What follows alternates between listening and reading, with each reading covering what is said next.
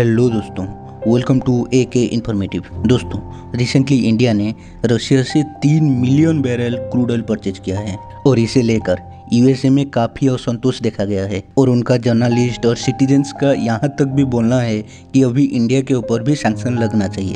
Even USA का कुछ journalist ये भी बोलते हैं कि अभी इंडिया रशिया से क्रूड ऑयल परचेज करके रशिया को फंडिंग कर रहा है यूक्रेन के अगेंस्ट लड़ने के लिए। और आज के इस वीडियो में हम उसी के बारे में डिस्कस करेंगे और ये भी देखेंगे कि USA क्या इंडिया के ऊपर सच में सैंक्शन लगाएगा या फिर सैंक्शन नहीं लगाएगा। ये सब डिस्कस करेंगे आज के इस वीडियो में। और अगर आप लोग ऐसे ही इन्फॉर्मेटिव वीडियोज के साथ साथ वर्ल्ड अफेयर्स के बारे में भी वीडियोज देखना चाहते हैं तो प्लीज चैनल को सब्सक्राइब कीजिए।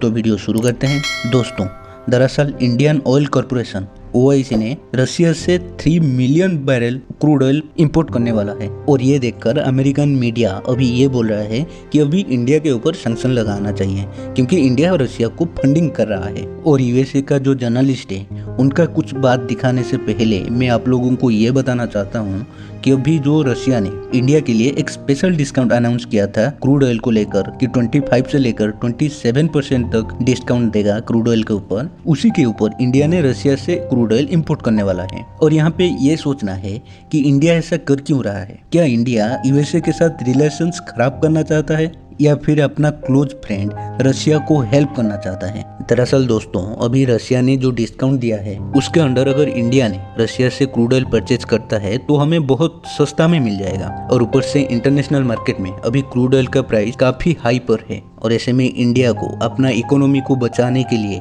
ये क्रूड ऑयल काफी अहम भूमिका निभाता है। इसीलिए इंडिया ने रशिया से ये सस्ती दाम पर ये क्रूड ऑयल परचेज किया और इसके साथ हम रशिया को भी हेल्प कर दिए।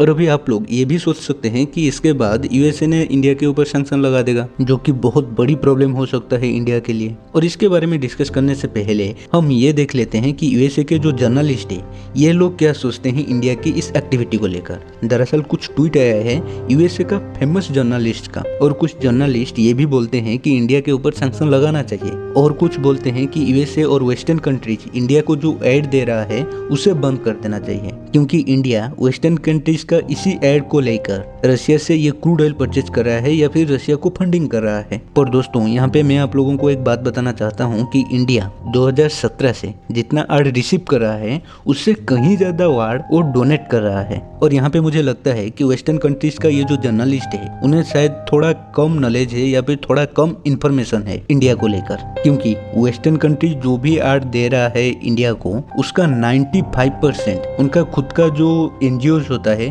वहाँ पे चला जाता है, इंडिया के गवर्नमेंट के पास नहीं आता है। मतलब बाहर का कंट्रीज जो NGOs चलाता है इंडिया में उनके पास चला जाता है, इंडिया के गवर्नमेंट के पास नहीं आता है। पर इंडियन गवर्नमेंट जितना रिसीव कर रहा है उससे कहीं ज्यादा एड बाहर की कंट्रीज को डोनेट कर रहा है। मतलब नेपाल, भूटान, श्रीलंका ऐसे जो छोटे मोटे कंट्रीज और नेबर कंट्रीज है उन्हें डोनेट कर रहा है। और यहाँ तक 1920 का बजट को देखोगे तो वहाँ पे भी मेंशन था कि हमारा बजट का 0.3% हम डोनेट किए हैं बाहर के कंट्री को। ऐसे में वेस्टर्न कंट्रीज अगर इंडिया को आर्ड नहीं देंगे तो भी इंडिया को कोई फर्क नहीं पड़ेगा। और अभी चलते हैं USA के सैंक्शन की तरफ कि क्या है USA इंडिया के ऊपर सैंक्शन लगा सकता है। और इसका आंसर है नहीं, क्योंकि USA अभी भी सोचता है कि रशिया से बड़ा टेंशन चाइना है और अगर चाइना को हराना है या फिर चाइना को कंपटीशन देना है तो वेस्टर्न कंट्रीज को इंडिया के साथ रिलेशंस अच्छा रखना पड़ेगा। USA ने पहले से ही ईरान और वेनेजुएला के ऊपर जो ऑयल सैंक्शन है अभी तक नहीं उठाया है और अभी भी रशिया के ऊपर ऑयल सैंक्शन नहीं लगाया है। और इसका मतलब USA ऑफिशियली इंडिया को ये नहीं बोल सकता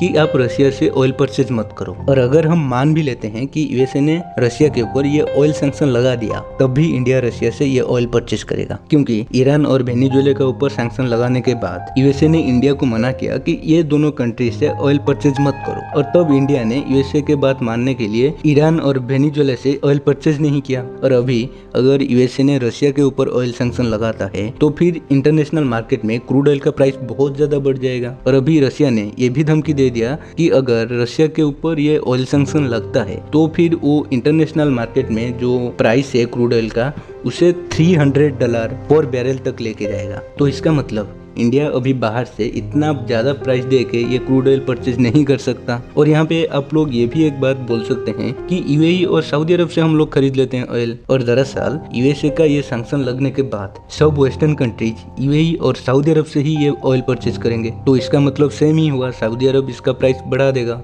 और ऐसे में इंडिया के पास एक ही सुइटेबल कंट्री है और वो है रशिया, जिसके पास से ये क्रूड ऑयल परचेज कर सकता है, वो भी अपना बजट में। ऊपर से रशिया के ऊपर ये जो सैंक्शन लग रहा है, इसके बाद रशिया का जो रूबल है उसका वैल्यू भी कम हो रहा है इंडिया के रुपीज के अनुसार, और इसका मतलब इंडिया कम रुपीज देकर ज्यादा क्रूड ऑयल परचेज कर सकता है। और ऐसे में अगर इंडिया को इतना सारा फायदा मिलता है रशिया से क्रूड ऑयल परचेज करने में, तो इंडिया बाहर से क्यों खरीदेगा क्रूड ऑयल। और ये बात यूएसए भी समझता है, इसीलिए यूएसए इंडिया के ऊपर ये सैंक्शन नहीं लगाएगा। फिलहाल आज के इस वीडियो में इतना ही, और यहाँ पे मैं आप लोगों को एक रिक्वेस्ट करूंगा कि प्लीज़ चैनल को सब्सक्राइब कीजिए, और अगर आप लोगों को इस वीडियो में कहीं पे भी प्रॉब्लम दिखाई दिया है तो प्लीज़ कमेंट बॉक्स में अपना एक फीडबैक दीजिए।